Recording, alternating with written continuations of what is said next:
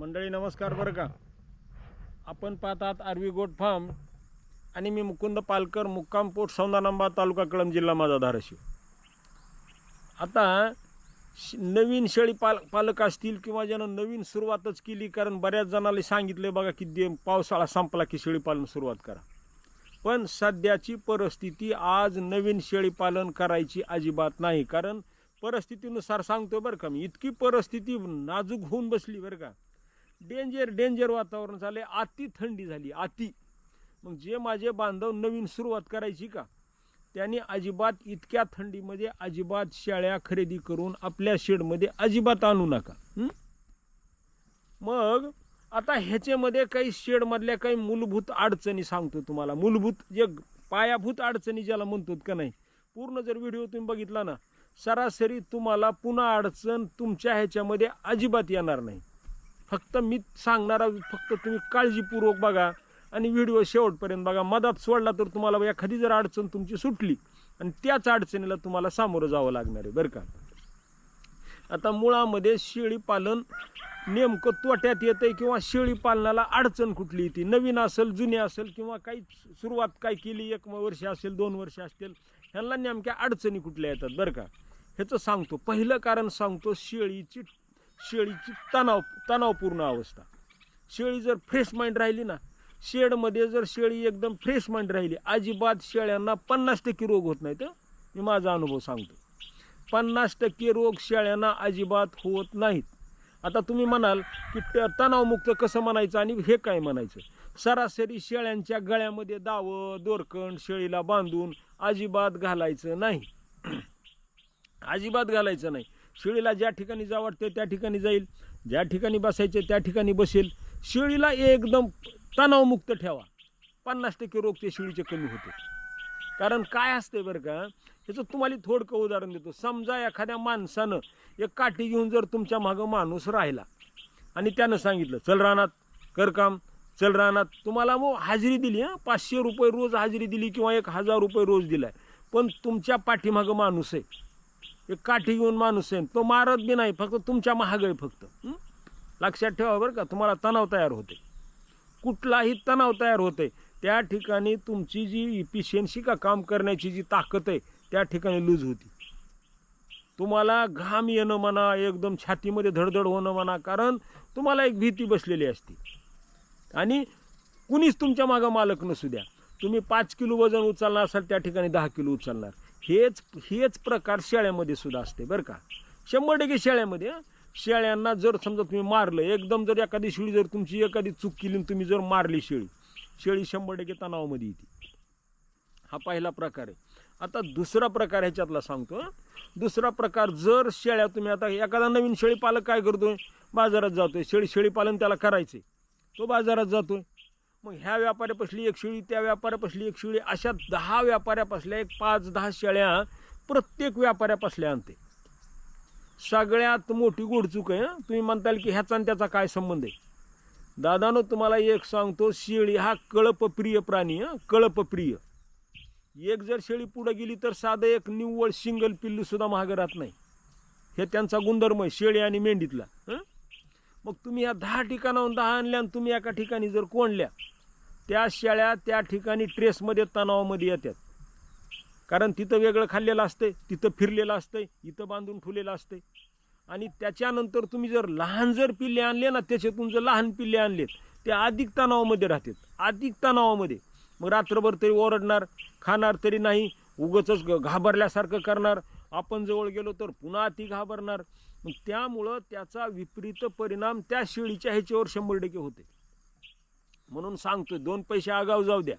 शेळ्या खरेदी करीत असताना कधी जवळच्या करायच्या आणि एकाच शेडमधल्या 2, 4, 5 खरेदी करायच्या. एकाच शेडमधल्या किमान 2 तरी बरं का, एक कधीच आणायची नाही, किमान 2. कारण त्यांची एकमेकाला लागलेली सवय असते. आणि ते आल्यानंतर कधीही बघा तुम्ही एखादं पिल्लू एखादी शेळी दुसऱ्या खोलीमध्ये बांधा, रात्रभर बोंबलत बसेल, आणि त्याला शेजारी दुसरी बांधा, एकदम शांत होईल. हे शेळीमधला गुणधर्म आहे. म्हणून कधी लक्षात ठेवा, शेळी तणावमुक्त ठेवा, 50% रोग जाणार, तिचे होणार नाहीत त्याला. पुन्हा त्याच्यानंतरचा दुसरा मुद्दा सांगतो, शेळी आणत असताना लांबून कधी आणायची नाही. लांबून भरली शेळी 100-200-400 किलोमीटरहून भरली, तिथून जी उचलली का शेळी सारखा प्रवास आणलाय त्या ठिकाणात शेळी तुम्हाला सांगतो 101% तणावात राहते. मग ते जर टप्पा तुम्ही कुठंतरी समजा आणलं, थोड्या ठिकाणी उतरलं, थोडं पार तिथं फिरवलं, पाणी फिनी पाजलं, परत भरल्या, परत आणल्या, असे जर टप्पे करून जर आणलं ना त्या शेळीला काही सुद्धा होणार नाही. पण तुम्ही उचललं, भरलं ना आणलं, त्या ठिकाणी शेळी तणावात येते आणि त्या शेळीला कसला तरी रोग 100% अडकणार. पुन्हा दुसरी गोष्ट सांगतो, समजा शेळी खरेदी करायला तुम्ही आणि त्या शेळीनं खुराक नेमकाच खाल्लाय किंवा पाणी नेमकं शेळी पाणी चारा भरपूर खाल्लाय आणि लगेच तुम्ही भरलंय. जसं एखाद्या माणसाला जेवल्या कामाला लावतात का नाही आपण, कधी करतो का माणूस, जेवला माणूस फुल जेवला आणि कामाला लागतो का, अजिबात नाही. त्याला त्याचा आळस वाटतो, तक्रार वाटते किंवा थोडं एक वेगळं वाटतंय. कुठल्याही शेळीला तिनं खुराक किंवा चारा भरपूर खाल्ला, 1 तास 2 तास तिला रिलॅक्स होऊ द्या, तिथं त्या ठिकाणी फिरू द्या आणि नंतरच भरा. पुन्हा शेळी भरत असताना शक्यतो संध्याकाळी ट्रॅव्हलिंग करा. संध्याकाळी 3-4 वाजता ट्रॅव्हलिंग केली, 5-6 वाजता कुठेतरी उतरलं, 8-9 वाजता आपल्या शेडवर. हा ह्याच्यातला बारकावीचा मुद्दा आहे. तुम्ही म्हणताल की ह्याचा त्याचा काही संबंध, 100% संबंध आहे. पुन्हा त्याच्यानंतरचं दुसरं सांगतो तुम्हाला. आता शेडसुद्धा माणसाचं वातानुकूलित थोडं असावं. आता काही जणांचा असा प्रश्न येईल की शेळ्याचा ट्रेसमध्ये येण्याचा काय संबंध आहे. समजा तुम्ही शेळ्या आणल्या आणि पत्रे 5 फूट उंच आहेत आणि ते शेळ्या कोंडल्या, उन्हाळ्याचे दिवस आहे, लागलं गरमाय, ट्रेसमध्ये शेळी येणार. शेळीला सुद्धा तिच्या वातावरणानुसार सगळं कळतंय बरं का, सगळं कळतंय. कारण शेळी एवढा सेन्सिटिव्ह प्राणी आहे, सगळं त्याला ऊन वारा पाऊस खराब फिराब सगळं कळते. ह्याच्यामुळं सुद्धा शेळीला तुमच्या शेळी पालनातले बरेचसे रोग त्या ठिकाणी अटॅक करतात. आता त्याच्यानंतरचा पुढचं सांगतो. समजा शेळ्या आणल्यात आणि तुमच्या ह्याच्यामध्ये निस्ती मुतारी झाली, निस्ती मुतारी शेडमध्ये, तुमच्या शेडमध्ये जर आलं तर सगळा वास येतोय, मुतारीचा वास येतोय आणि त्याच ठिकाणी शेळ्या बसतात. 1 नंबरची चूक आहे तुमची.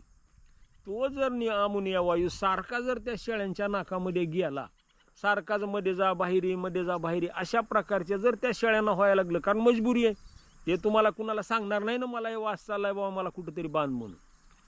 त्याकरता काय करायचं, नेहमी कोट्याचे पत्रे उंच असावेत, कोटा स्वच्छ असावा, एकदम स्वच्छ कोरडा असावा, मध्ये गेलं तर वास येऊ नये, एकदम कोरडा. अशा ह्याच्यामध्ये जर शेळीनं बांधलं तर शेळ्यांना ट्रेस येणार नाही, तो अमोनिया वायू त्यांच्या पोटात जाणार नाही आणि त्यांना आजार होणार नाही. आता हा एक झाला मुद्दा. त्याच्यानंतरचा त्या पुढचा मुद्दा सांगतो.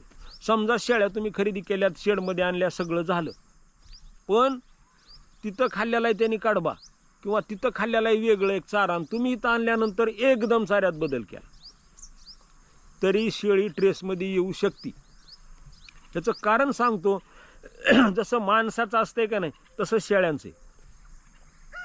समजा माणसाला एखाद्या वेळेस इथं माणूस जर एखादा भाकरी खात असेल, ज्वारीची भाकरी खाते, आणि तुम्ही गेलात आंध्रामध्ये आणि खा भात म्हणलं, 8 दिवस भातच चालू केला, त्याचं पोट भरतं का हो? तिथल्या लोकांचं भरतंय पण आपलं भरत नाही. त्याचप्रमाणे ह्या प्राण्याचं सुद्धा आहे.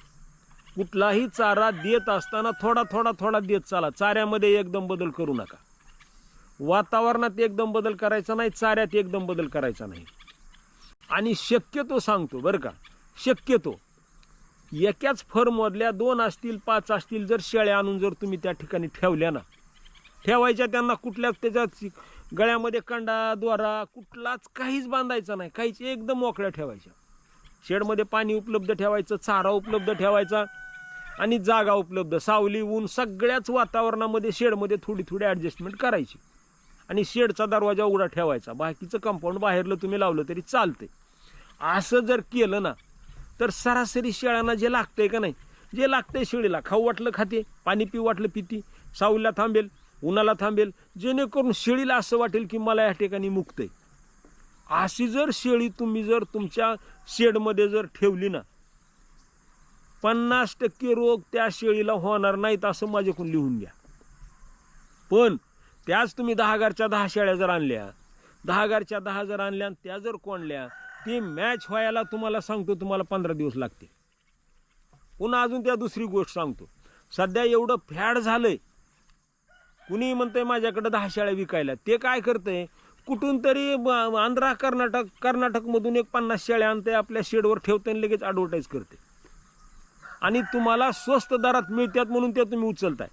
त्या शेळ्या कुठल्याच वातावरणामध्ये ना मॅच झालेल्या असतात, त्यांना कुठलं खाद्याचा निटोबा नसतो, कुठून तरी उचललेल्या असतात. ह्या लापड्यामध्ये त्या तुम्ही आणल्या की तिथलं काही ती दगदग, पुन्हा त्या प्रवासातली काही दगदग तुमच्याकडे आल्यानंतर त्याच्यातल्या 50% शेळ्यांना पुन्हा वातावरणाची लागण हो, निमोनियाची हो, हागवण लाग, संडास लाग, इतर रोग, 12 भानगडीचे रोग त्यांना लागण व्हायला सुरुवात होते. आणि त्याच ठिकाणी तुम्ही पुन्हा काय करताय, तुम्ही सगळं भांबावून जाताय, काय करावं काही सुचत नाही. म्हणून हे पाया सांगतोय तुम्हाला, बूड करत असताना कुठल्या कधीही शेळ्या खरेदी करत असताना वारंवार सांगतोय, शेळ्या खरेदी करत असताना ज्याच्याकडे पिल्ले आहेत त्याच्याच खरेदी करायच्या. उगं कुणीतरी कुठून आणल्या, पिल्ले लागले भाकांड सांगाय, अजिबात खरेदी करू नका. त्या ठिकाणी 100% तुम्ही जिरलाव म्हणजे जिरला, 1% सुद्धा सांगत नाही, सगळंच पुन्हा जिरलं तुमचं. कारण त्या शेळ्या 10 घरच्या 10 सगळ्या मेळ घालून आणलेल्या असतात, त्यानं 10च्या 10 आणलेल्या असतात, तुम्ही त्याच्यापासून उचललेल्या असतात, त्याच्यात काही गाभण असतात, काही दगदग करत आलेल्या असतात. कारण प्रवास करणं चांगला नाही शेळ्यांना सुद्धा. माझ्या मते 50 किलोमीटरपेक्षा पुढचा प्रवास सुद्धा शेळ्यांना चांगला नाही. 50 पण आता काही कुठून आणतात हा वेगवेगळा प्रश्न आहे. कारण काय असते, शेळी हा एकदम भित्रा नाजूक आणि एकदम म्हणजे त्याला काय म्हणतो आपण, चांगलं खाणारा आणि चांगल्या ठिकाणी राहणारा प्राणी बसणारा. शेळी कधी चिखलावर अजिबात बसणार नाही, कधीच बसणार नाही, रातभर उभी राहील, चिखलात शेळी बसत नाही. म्हैस कुठं बी बसेल, शेळी बसत नाही. तसं शेळी शेवट चांगलं खाणार, चांगल्या ठिकाणी राहते, म्हणून कधीही आपण त्याची काळजी घेत असताना. आणि पुन्हा दुसरी गोष्ट, शेळ्या आपण ज्यावेळेस शेडमध्ये सांभाळतो का नाही, किती एखाद्या शेळीनं आगावपणा करू द्या, त्या शेळीला बडवायचं नाही. एखाद्याने धरली शेळी मारली, असं मारल्यानंतर शेळी डबल ट्रेसमध्ये येते, पुन्हा चारा व्यवस्थित खात नाही, ते पुन्हा रवंत व्यवस्थित करत नाही, तिला कुठला तरी आजार पुन्हा लवकर खेचला जातो. कधीच मारायचं नाही. जरी एखाद्या वेळेस हे केलं तरी त्याला जवळ घेऊन थोडं गोंजरायचा प्रयत्न करा. कारण शेवटी काय असतंय, जनावराला आपण जर थोडं प्रेम दिलं तर 100% ते त्या ठिकाणी ते रोटेशनमध्ये येते. पण आपण नेमकं चुकतो, आपण एखादं शेळी चुकली ह्या मारतो मरणाचं. अजिबात करायचं नाही. तिच्याकडून किती बी चुकू दे, आपण ते का चुकले थोडी ॲडजस्टमेंट करायची आणि त्याला वेगळ्या अँगलनं कसं आपल्याला टेकल करता येईल, त्याला कसं ॲडजस्टमेंट करता येईल हे डोकं लढवायचं. आता कधी कधी माझ्या शेळ्या बघा जवळ येत नव्हत्या, नवीन आणल्या होत्या जवळ येत नव्हत्या. मी पिशवीत काय करायची, पिशवी काकेत अडकवली की जवळ शेळ्या यायच्या, पुन्हा धरायचं औषध पाजायचं. असं शेळी मी रातभर जरी पळालं आणि दिवसभर पळालं, शेळी सापडत नव्हती. एवढ्या माझ्या शेळ्या वेगवान होत्या, पण त्यांना तरी एक अजून शेळी माझी जवळ येत नाही. त्याचं कारण सांगतो, त्याला आपण सवय लावली की ऑटोमॅटिक ते लागते. पण आपण सगळं ह्याच्या विरोधाभासानं चलतो बरं का, सगळं विरोधाभास, सगळं चुकते. आणि एवढा पाया चुकला, इमारत चुकली, आणि इमारत चुकली की सगळं चुकलं. पुन्हा आपण म्हणतो ह्याचं काही खरं नाही, हे लय बेकार आहे. अजिबात बेकार नाही. फक्त तुम्ही तेवढं काम करा, आणि एवढं जर काम केलं ना, मला वाटत नाही तुम्हाला कुठलीही काही अडचण पुन्हा येईल म्हणून. कारण काय असते बरं का, छोटे कारणं असतात, एकदम छोटे, आणि त्या कारणाला तुम्ही ॲडजस्टमेंट जर केली. ह्याच्यातले सगळे व्हिडिओ बनवलेत, पण तरी मला वाटलं की अजून आता वातावरण खराब झालं, एखादा व्हिडिओ बनवावा, म्हणून तुम्हाला हा आवर्जून मी व्हिडिओ बनवला. आता ह्याच्यामध्ये एखादा काही मुद्दा अजून राहिला बी असेल तरी मला एखादा मुद्दा तुम्ही सांगू शकता, पण ह्या मुद्द्याला धरून जर तुम्ही केलं ना, मला वाटत नाही तुम्हाला कुठली अडचण येईल. तर दादानो, व्हिडिओ आवडला तर शेअर करा, लाईक करा आणि हाईप पण करा. नवीन असाल ना, सबस्क्राईब का करा म्हणतो मी. येणारा प्रत्येक व्हिडिओ तुमच्याकडे अगोदर येईल, कारण तो तुमच्या कामाचा असेल. कारण शेळी पालनातले बारकावीचे जी मुद्दे आहेत का नाही, मी तुम्हाला सांगत असते. तर मंडळीनो, थांबतो ह्याच ठिकाणी, भेटू पुढल्या व्हिडिओमध्ये. तोपर्यंत जय हिंद.